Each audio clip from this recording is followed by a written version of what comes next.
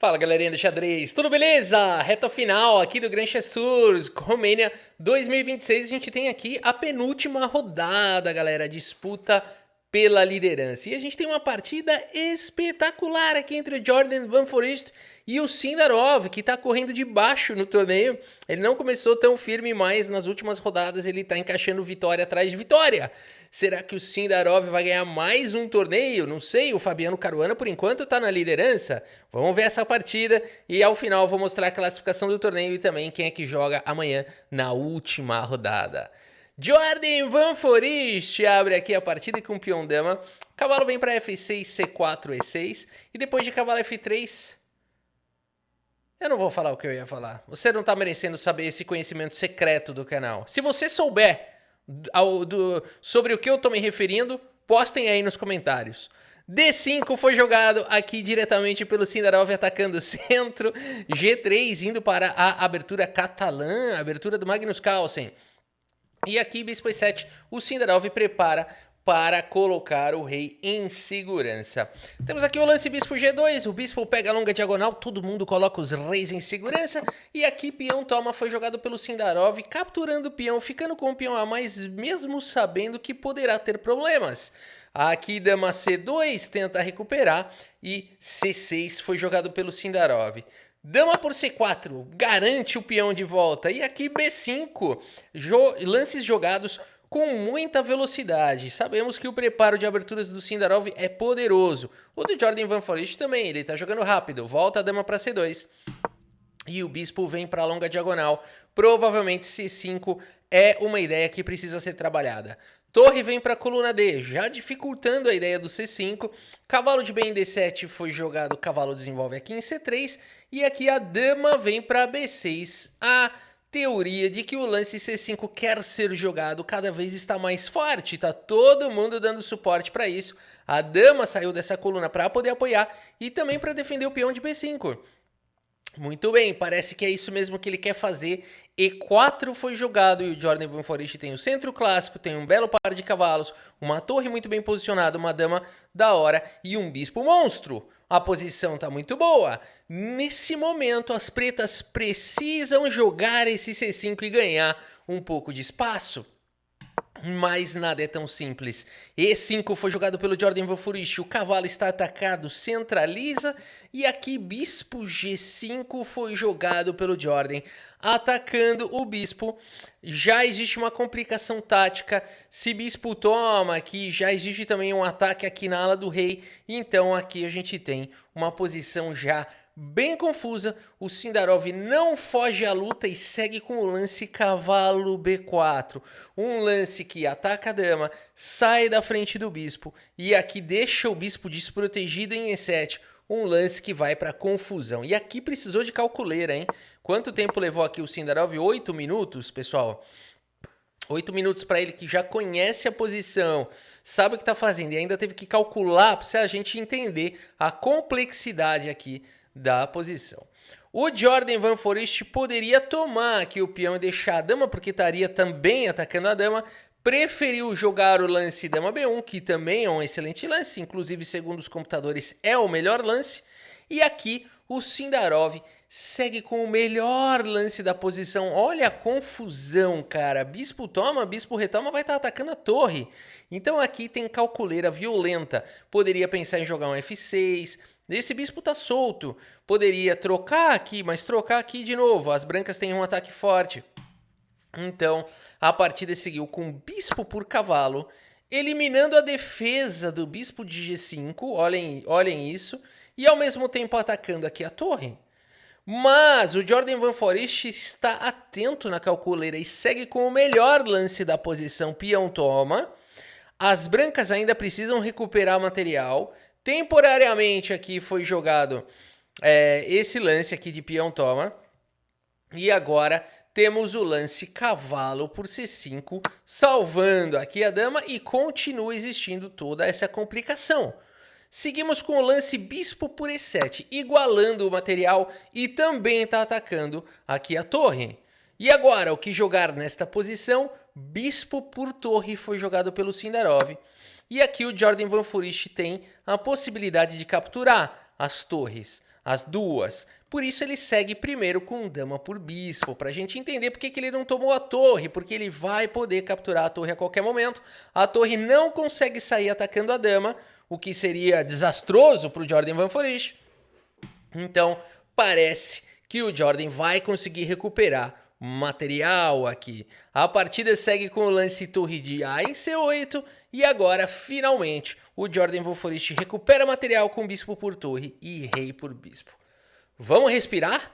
Calculeira pesada rolou aqui na partida. No final dessa bagunça, todo mundo tem 6 peões, 2 peças menores, uma torre e uma dama. E claro, o rei. Então, foi bem feita a lição de casa dos dois jogadores, ok? Segue o baile, o estrago no relógio já foi feito, né? A gente passou esses lances aqui em 2 minutos, 3, em poucos minutos, um pouco mais de 2 minutos.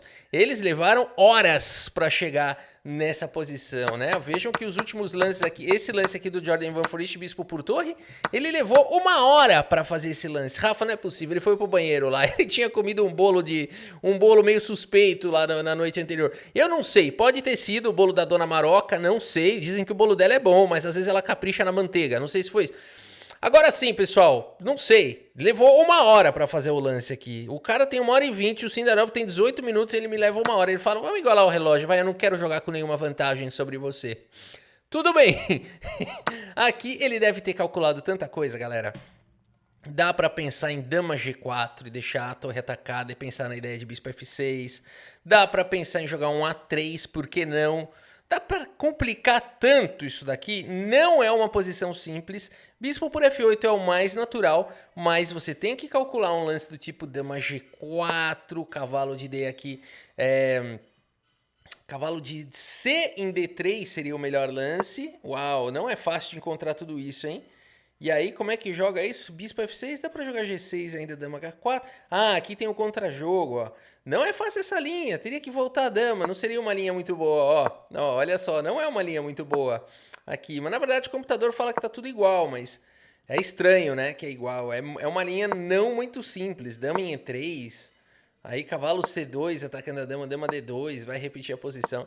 É uma linha estranha, né? Estranha. Então aqui devem ter se passado milhões de cálculos na cabeça do Jordan Van Foreest, milhões de tremores abdominais também, talvez, porque ele levou 1 hora para jogar o lance bispo para F8. Mas tudo bem, vamos ver como segue o jogo. O rei toma, e aqui cavalo em E4, propondo mais um pouquinho de trocas.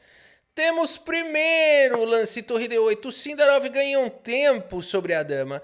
Dama vem para casa de E2 e agora sim, cavalo toma, bispo toma e o Sindarov joga o cavalo para casa de C6 atacando o peão central. E nessa posição as brancas têm várias possibilidades. Uma muito simples é jogar troca e jogar torre D1. E aí, vai trocar isso daqui e beleza, vai trocar a peça, vai jogar um rei aqui pro jogo, rei E8, qualquer coisa, e o jogo vai embora com chances pros dois lados. O jogo vai muito equilibrado, aqui tem uma fortalezita, aqui tá protegido, papapá, as pretas também estão bem protegidas, e o jogo poderia ir embora, dificilmente alguém consegue ganhar aqui, mas quando o tempo começa a cair ali, a coisa pega, né, vai pros pênaltis. Mas isso não aconteceu. Porque nessa posição o Jordan Van Foreest vai para uma ideia interessante, porém, segundo os computadores, duvidosa. Essa ideia é a seguinte: o Jordan Van Foreest, com pouco tempo no relógio, faz um convite para o Sindarov. Ele estende uma bomboniere, nessa bomboniere só tem um chocolate. Ele vai com um sorrisinho no rosto e fala, pega aí. E é de uma marca boa, uma marca suíça. E ele achou que o bombom estava estragado. O Sindarov falou, pode passar para cá, comeu e ainda fez uma carinha. Tava uma delícia, tem outro? Cavalo por E5 foi jogado pelo Sindarov, aceitando o bombom suíço, que o Jordan Van Foreest achou que estava estragado. Acho que é porque ele comeu o bolo da Maroca, achou que foi o bombom. Ele falou, ele vai ver, agora ele que vai no banheiro, eu vou ganhar a partida. Mas isso não aconteceu, porque dama H5 parece um bom lance agora. Ataca o cavalo, ataca o peão, vai indo pra cima aqui, ataques de cheque e mate. Mas isso não funciona porque as pretas têm F5. E esse lance ganha um tempo sobre o bispo. Não dá tempo de tomar o peão de H7, porque o bispo tá caindo. Por isso o lance jogado foi H3. Vamos entender, esse é o melhor lance da posição. O que está acontecendo? Da mesma maneira, na verdade esse lance F5 ele protegeu o peão, mas não necessariamente atacou, ameaçou ganhar uma peça, só ganha uma peça se a dama capturar em H7, senão está existindo o ataque aqui também, vão ser trocas de peças. Por isso H3 é um lance esperto, controla um pouquinho mais aqui a casa de G4, que poderia ser um bom ataque. E a partida poderia seguir com o lance dama aqui em D4, é o melhor lance segundo as máquinas, centraliza a dama e tudo mais, mas o Sindarov ficou preocupado com esse peão aqui de H, jogou um H6 e aqui torre C2 foi jogado já se antecipando a alguns ataques. Dama D4 chegou de qualquer maneira e agora sim o bispo está atacado duas vezes porque a dama está protegendo o cavalo, não existe mais a cravada e a partida segue com o lance bispo G2. Parece que tá tudo bem, mas não é bem assim. Dama D1 com cheque, ganhei a torre. Calma, tem uma dama lá no outro quarteirão chegando, rasgando. Dama toma a torre, toma com cheque. Joga o rei aqui, a força para casa de H2. Poderia jogar um bispo F1 aqui, mas aí vai ficar ruim demais, né? Por isso o lance jogado foi rei H2. E nessa posição, as pretas estão melhores. Melhores para quem? Não sei, porque aqui tem 1 minuto no relógio, o coração tá saindo pela boca. Melhor se fosse máquina contra máquina, né? Que tá dando essa vantagem aí pras pretas. Mas as máquinas dizem que esse lance seria um lance muito forte. A partida seguiu com o lance B4 e agora o Jordan tem reação com torre E2, fazendo esse raio-x. Cavalo D3 foi jogado atacando os peões, mas agora cai o peão de E6. Olha a batalha épica. Torre por E6, cavalo por F2, torre vem para E5, ataca o peão, G6 no limite defende, torre vem para E6, ataca essa galera, torre D2, também poderia jogar rei F7, se encontrou rei F7, parabéns, seria também um bom lance. Torre D2, segundo as máquinas, é o fino do fino, e agora a torre por G6 foi jogada e torre por B2, ameaçando capturar o peão e ficar com esses peões passados e conectados. Aqui, torre por H6 perderia o jogo. Por isso, o lance jogado foi torre F6 com cheque, seguido de torre A6, defendendo o peão e atacando o peão de A7. As brancas estão lutando pelo equilíbrio. Jordan Van Foreest está conseguindo segurar uma posição difícil. Cavalo D1 foi jogado, ameaçando ganhar o bispo, não tem quem possa defender. Por isso o rei G1, saindo da cravada, né? Saindo aqui dando mobilidade para o bispo. Cavalo C3, foi jogado o peão atacado, o bispo não consegue defender. E por isso torre por A7 com cheque foi jogado. Rei vem para D6, torre A6, faz o espeto, olha a bagunça. Rei C5 foi jogado, torre C6 com cheque protegido aqui pelo bispo. Rei B5 e torre por H6. Jordan Van Foreest tem um peão a mais temporariamente. É claro que as pretas podem recuperar o peão agora, mas o Sindarov preferiu jogar o lance cavalo em E2 com cheque. Rei H2 protege o peão e agora torre por A2. Cara, que final complicado. Lance 42, eles ganharam mais meia hora no relógio e agora vão jogar esse final que, segundo as máquinas, é equilibrado, mas 101 a cada 100 pessoas vão preferir as pretas aqui. 101 a cada 100 pessoas, né? Por quê? Por conta do peão passado, avançado. Aqui também tem um peão passado um pouco mais tímido. A gente quer disparar esse peão, mas o Jordan Van Foreest encontra o melhor lance da posição. Bispo D5, lance que ganha um tempo atacando a torre e não permitindo o avanço do peão. Será que não tá permitindo? Não tá. Mas depois tem cheque descoberto aqui de cavalo. Cuidado, não vai funcionar isso daí porque o bispo tá ameaçando a peça que vai dar cheque descoberto, que é a torre. Cheque descoberto aqui não adianta. Eu vou jogar esse cheque descoberto aqui e tomar o bispo. Não adianta, ele vai tomar a torre. Por isso o lance jogado foi torre D2. E agora a posição é difícil porque o bispo tá atacado e o cavalo tá pronto para dar algum cheque descoberto.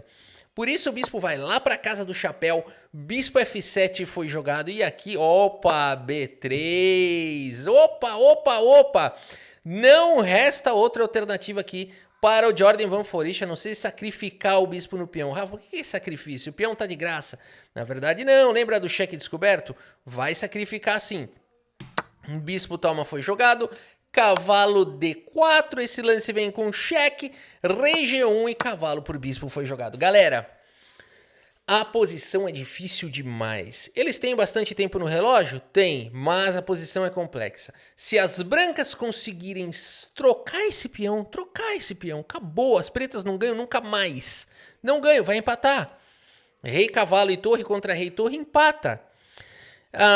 Então, basta trocar o peão. E para isso, não é fácil. Não é fácil. Porque o natural é jogar esse, né? Cravou aqui, depois vou jogar G4, vou forçar a troca. A gente vai ver que não é bem assim. Olha como é difícil o final, cara. A única maneira de jogar essa posição é G4 direto. E não é tão fácil, porque tá vindo F4 e você não queria permitir isso, mas é a única maneira. E aí G5, e aí F3, e aí teria que achar esse único lance torre F6 para parar o ataque. Quando vem torre G2 e torre por G5, aqui sim conseguiu as trocas, isso daqui deve levar a empate. Claro que existem muitas outras linhas, essa é apenas uma delas. Muito difícil de encontrar o lance G4, mas é a única ideia que pode lutar pelo empate aqui para as brancas. Torre H5 é o mais natural, porque crava o peão e parece que vai dar certo. Mas olha o que o Sindarov me encontra nessa posição. Cavalo D4 é até natural, mas depois de G4 a questão é, e agora? Como evita a troca dos peões? E a resposta é, não evita. Eu não estou interessado nisso. Eu quero dar mate. Foi esse o pensamento do Sindarov, que segue com o lance rei C4 e as pretas estão ganhas nessa posição. Ganhas! O que não parece. Porque esse peão está caindo, as brancas vão ter um peão que vai disparar. Mas olha o que vai fazer aqui esse rei cortado, com o cavalo ajudando e o rei chegando, cara. Isso aqui é impressionante. Olha a leitura do Sindarov nesse final. Rei C4. Cai o peão de F5, rei D3. O rei, cara, tá correndo igual um maluco aqui, tá andando de skate. Torre H8 foi jogado, rei E3. O rei dispara sem dó. Rei F1 tenta fugir, cavalo C2. Você não vai a lugar algum. A partida tá ameaçando o rei F3 seguido de mate. A partida seguiu com torre B8. Vou tentar dar alguns cheques laterais. Torre F2 com cheque. Joga o rei para casa de G1, é a única casa que sobrou. E aqui cavalo D4, que beleza. Se der cheque aqui por cima, o rei vem para F3. Não tem cheque aqui por baixo, o cavalo pega. E aqui existe já a ameaça de mate em 2. E é uma rede de mate e não dá para defender. E por isso nessa posição, o Jordan Van Foreest, galera, olha que loucura. Abandona aqui a partida. Abandonou porque não dá mais. Rafa, você falou que rei, torre e cavalo contra rei e torre empata. Que dirá rei e torre com 2 peões ainda? Não era pra empatar, pelo menos? Seria, né? Mas aqui tá existindo uma rede de mate e os próprios peões estão atrapalhando. Por que estão atrapalhando? Porque, por exemplo, torre 8, cheque, rei F3 e você queria dar cheque aqui. Você queria, mas você olha pra baixo tem um peão fazendo uma cara do tipo... Não consegue nem olhar na cara da torre, aquele peão. Ele fica olhando pra baixo, assim. Ele sabe que a culpa... mas a culpa não é só dele, a culpa é do time todo. Mas nessa hora ele se sente o culpado. Não é assim? Quem perde o pênalti não fica se sentindo mal. O time perdeu, mas quem perde o pênalti se sente mal, né? Agora é o seguinte, galera. Aqui não teria como evitar rede de mate. Qualquer lance... Tá vindo cavalo em E2 com cheque, seguido de cavalo G3 com cheque, seguido de torre G2, cheque, mate. Rafa, aqui eu ia capturar a torre para trás e ainda ia falar cheque. Vou ver se o adversário aceita isso. A derrota eu já tenho mesmo, eu ia tentar fazer isso. Sai da sala, você é mau caráter. Agora, mas é criativo, vai, volta pra sala porque eu gostei que você foi criativo. Agora é o seguinte, pessoal, partidaça, hein? Vamos olhar aqui qual foi a precisão dos jogadores. Primeiramente, que foi essa partida aqui do Jordan Van Foreest, 96.3, tá bom pra vocês? Sindarov, o vencedor do torneio de candidatos, galera. É ele que vai jogar o Mundial contra o Gukesh no final do ano. E ele deu uma disparada aqui no ranking, hein? Se a gente perceber aqui, olha só, ele está a meio ponto dos líderes Caruana e Kaymer. No entanto, só tem mais uma rodada. Vamos ver quem vai jogar contra quem. Será que é possível o Sindarov ganhar? O Jordan Van Foreest? Será que o Wesley So vai encaixar um torneio? Né? Eu gosto quando o Wesley So ganha torneio. Pro MVL já não dá mais, nem pro Guiri, pra Gnananda, Bogdan, Firuja. O Firuja ficou doente, né, galera? Ficou doente. Então, quem joga contra o Firuja automaticamente vai ganhar. Então o Bogdan vai ganhar um ponto amanhã. Mas o Bogdan não tá ameaçando liderança. Vai ficar com 4,5. Foi bem no torneio, hein? Agora, o Sindarov de brancas contra o Wesley So, periga ganhar. O Guiri contra o Pragnananda deve empatar.